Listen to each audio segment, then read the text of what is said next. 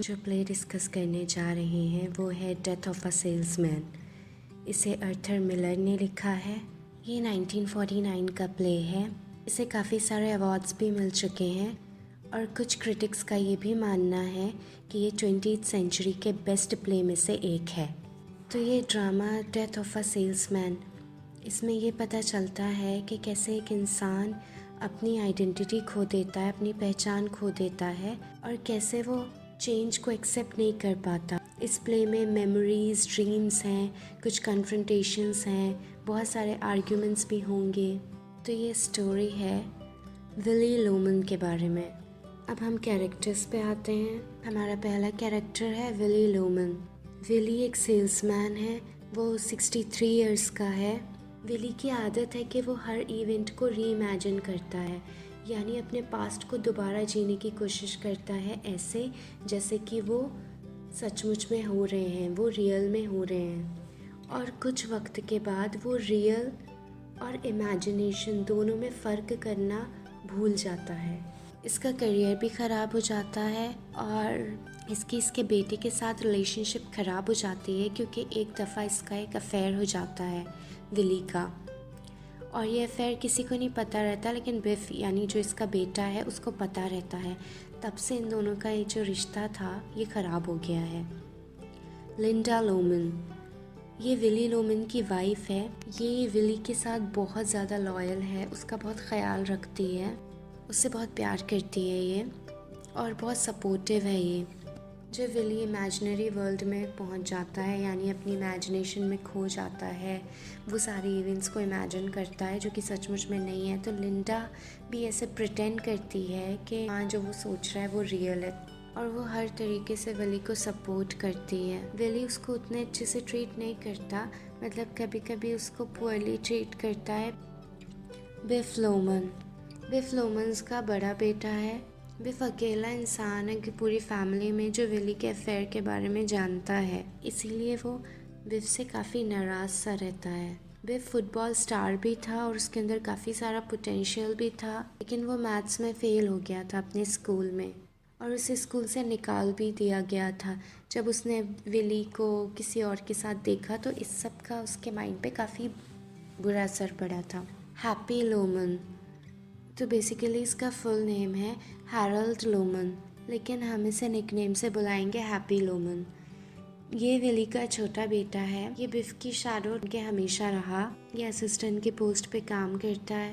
Uncle Ben, ये Willie का बड़ा भाई है। अंकल बेन के हाथों में एक ख़जाना लगा था अफ्रीकन जंगल में जब वो 21 ईयर्स के थे। उन्होंने विली को एक जॉब भी ऑफ़र की थी अलास्का में, लेकिन अब वो ज़िंदा नहीं है। अपने माइंड में वो अभी भी उनसे बात करता रहता है, लेकिन उसको हेलुसिनेशंस होती रहती हैं पास्ट की। ये विली के रोल मॉडल थे, आई थिंक इसलिए क्योंकि बेन जो थे वो काफ़ी सक्सेसफुल हो गए थे, तो इसीलिए विली उनको इतना एडमायर करता था। द वुमन, विली इन्हें मिस फ्रांसिस कहता है।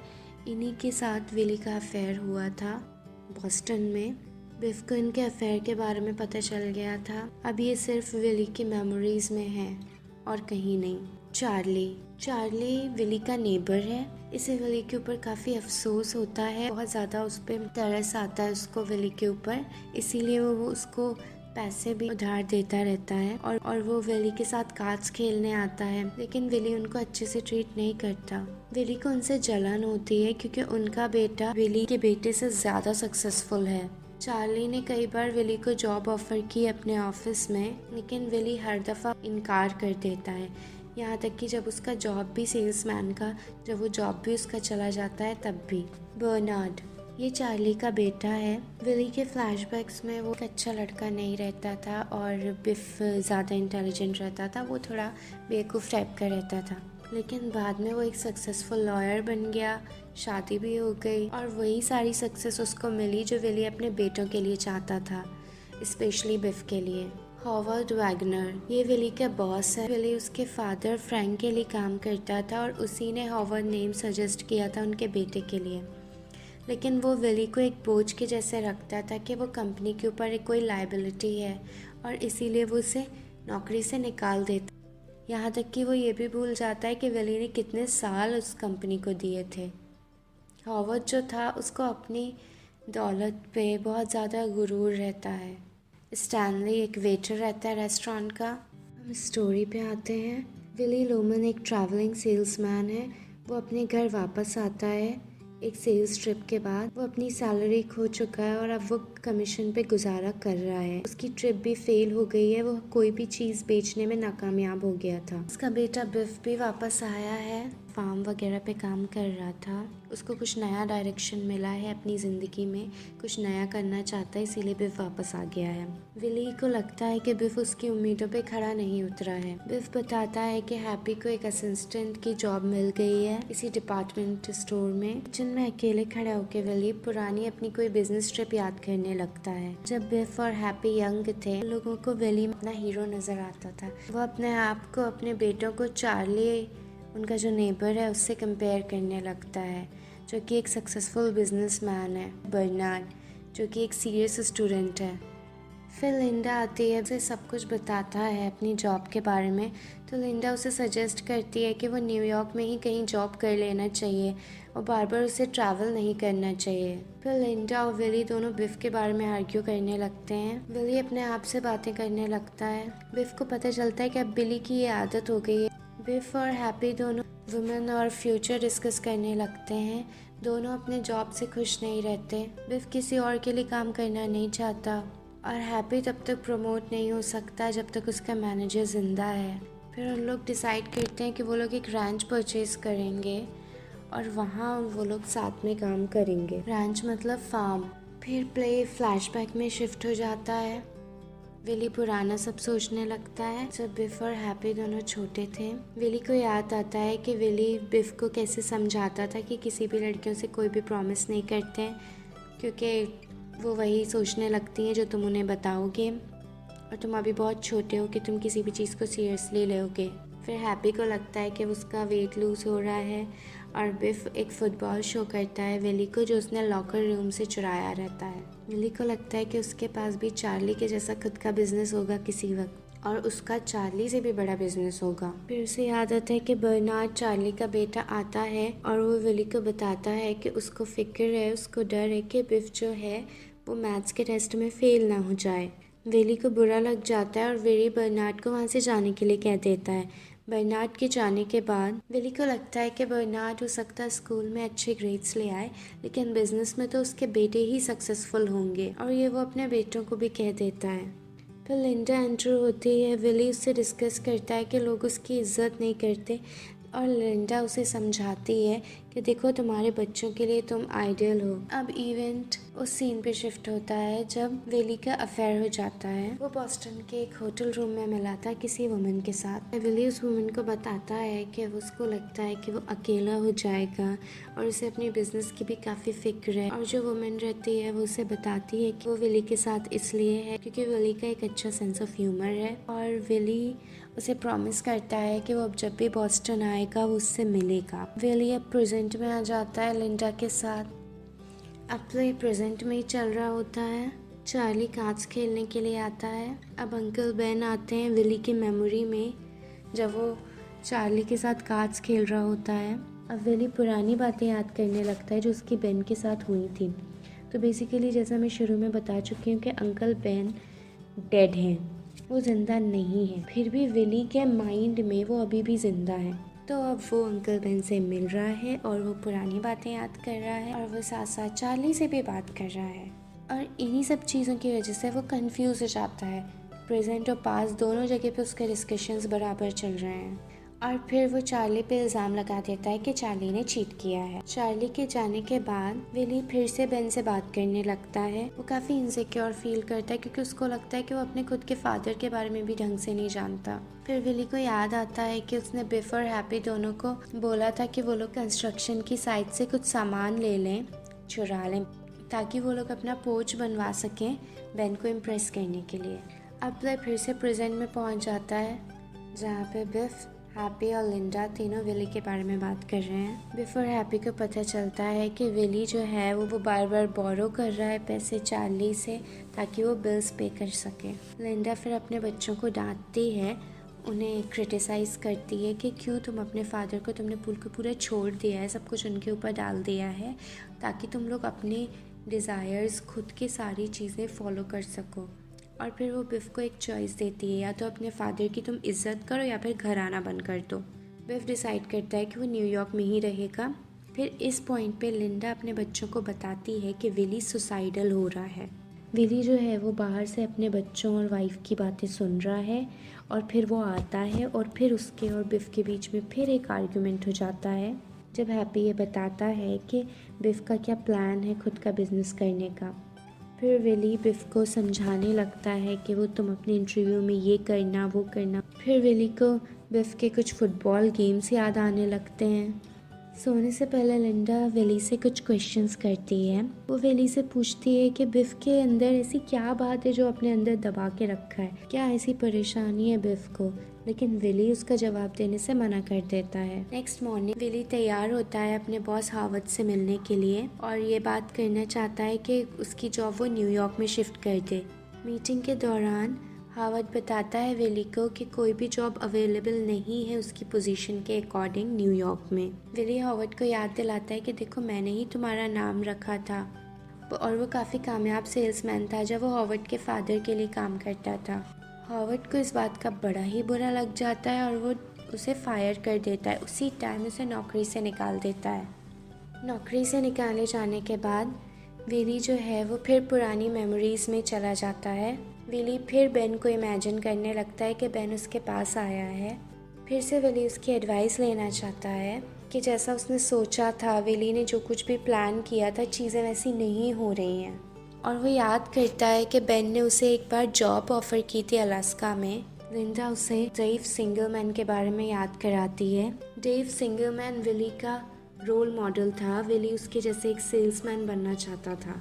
विली की जो मेमोरी है वो बेन से शिफ्ट होकर बिफ तक पहुंच जाती है। बिफ का लास्ट फुटबॉल गेम वो याद करने लगता है। विली याद करता है कि चार्ली कैसे प्रिटेंड कर रहा था कि उसे बिफ के गेम के बारे में कुछ भी नहीं पता। विली का जो डे ड्रीम है वो यहाँ पे एंड होता है, वो चार्ली के ऑफिस जाता है। बर्नार्ड वहाँ पे इंतज़ार कर रहा है चार्ली के ऑफिस में। विली और बर्नार्ड दोनों बिफ को डिस्कस करते हैं और फिर दोनों ये भी डिस्कस करते हैं कि क्या कमी रह गई थी, किस वजह से वो कामयाब नहीं हो पा रहा। बर्नार्ड बताता है कि बिफ हाई स्कूल में ही चेंज हो गया था। जब उसने विली को बॉस्टन में विज़िट किया था तभी से उसकी ये प्रॉब्लम स्टार्ट हो गई। बर्नार्ड फिर विली से पूछता है कि आखिर ऐसा क्या हुआ था बॉस्टन में। फिर विली कुछ ना कुछ एक्सक्यूजेस देने लगता है कि बिफ का जो करियर ख़राब हुआ है वो उसका रिस्पॉन्सिबल विली है कहीं ना कहीं से, क्योंकि विली के ही अफेयर से वो इतना ज़्यादा डिस्टर्ब हो गया कि उसका सारा असर बिफ के करियर पे पड़ा। बर्नार्ड की जो सक्सेस है ये विली को खुश भी करती है और दुखी भी कर देती है, क्योंकि जैसा मैं बता चुकी हूँ कि वो जलता है। चार्ली विली को कुछ पैसे देता है उसके इंश्योरेंस की पेमेंट के लिए और उसे जॉब भी ऑफ़र करता है, पर फिर भी विली रिफ्यूज़ कर देता है, मना कर देता है उस जॉब ऑफ़र के लिए। एक रेस्टोरेंट जहाँ पे विली, बिफ और हैप्पी मिलने वाले थे, वहाँ पे हैप्पी किसी लड़की के साथ फ्लर्ट करने लगता है और फिर बिफ अपसेट हो जाता है क्योंकि ओलिवर जिसके साथ उसकी मीटिंग होने वाली थी वो बिफ को भूल गया है, क्योंकि ओलिवर बिफ को एक सेल्समैन के जैसे नहीं, एक क्लर्क के जैसे ट्रीट करता है।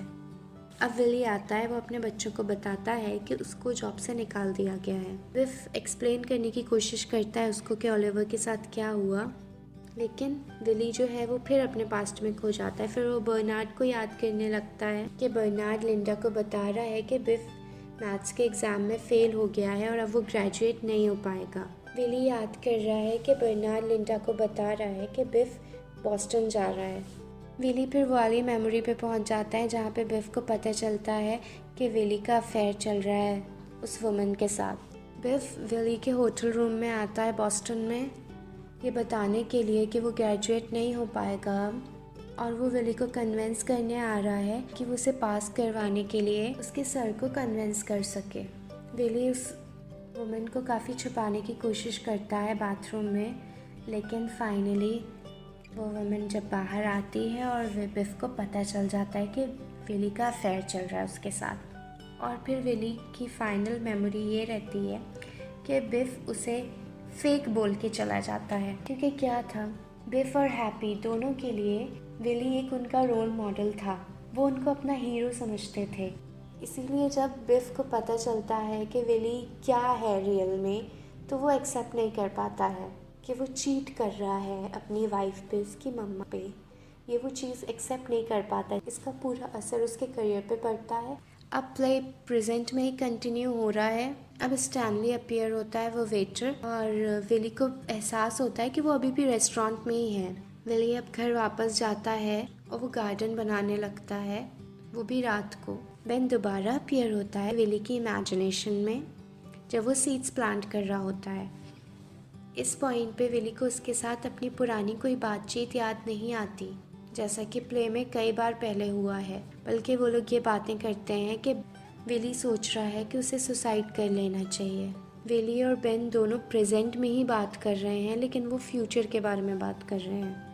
बिफ जो है वो विली के पास आता है गार्डन में और उसे बताता है कि वो घर छोड़ के जा रहा है अच्छे के लिए। बिफ और विली फिर से आर्ग्यू करते हैं। बिफ विली को बताता है कि अगर विली सुसाइड भी कर लेगा तो भी बिफ को कोई भी उस पर अफसोस नहीं होगा। बिफ के अकॉर्डिंग लोमन्स जो हैं वो कभी भी एक दूसरे के साथ सच्चे नहीं रहे। उन्होंने कभी एक दूसरे से सच नहीं कहा। बिफ को लगता है कि वो और विली एक आम से इंसान है जिसे बहुत इजीली रिप्लेस किया जा सकता है। बेन दोबारा से विली की इमेजिनेशन में आता है और उसे इंश्योरेंस पॉलिसी का याद दिलाता है। विली फिर तेज़ी से जाता है और अपनी कार को बहुत ज़्यादा स्पीड में ड्राइव करता है और फाइनली वो मर जाता है। लिंडा, हैप्पी और बिफ वो लोग उसकी ग्रेव पे जाते हैं। चार्ली और बर्नार्ड वो दोनों भी आते हैं उसकी ग्रेव पे। लिंडा सोच में पड़ जाती है कि उनके सारे डेट्स क्लियर हो गए हैं और फाइनली वो लोग 35 इयर्स के बाद फ्री हैं और क्लियर हैं। बिफ को लगता है कि विली के सारे बेकार के ड्रीम थे, गलत ड्रीम्स थे। और चार्ली कहता है कि सेल्समैन को कम से कम ख्वाब देखना चाहिए।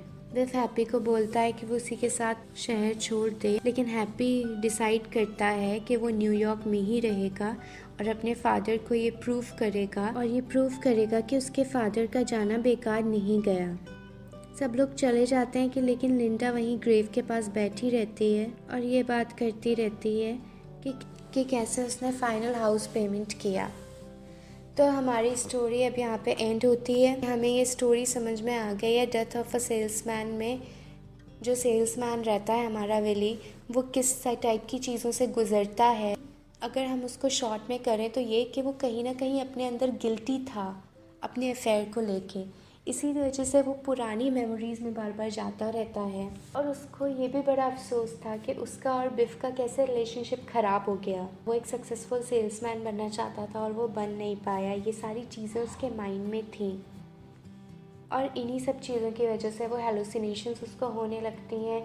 वो पुरानी चीज़ें याद करने लगता है और वो इतना ज़्यादा उन चीज़ों में खो जाता है कि वो पास्ट और प्रेजेंट में फ़र्क करना भूल जाता है। लास्टली उसने कुछ अपनी फैमिली के लिए कर दिया कि उसने सुसाइड जो किया था वो इंश्योरेंस पॉलिसी के लिए किया था, ताकि उसके मरने के बाद वो इंश्योरेंस पॉलिसी की वजह से इनके सारे जो डेट्स हैं वो क्लियर हो जाएं और हाउस की भी पेमेंट हो जाए और बाकी सारी पेमेंट भी हो जाए।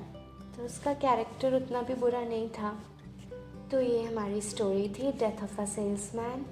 अगर आपको मेरी स्टोरी पसंद आई तो आप मेरी वीडियो को लाइक करें, मेरे चैनल को सब्सक्राइब करें और प्लीज़ कमेंट करें।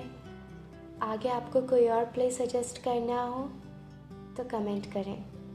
Thank you.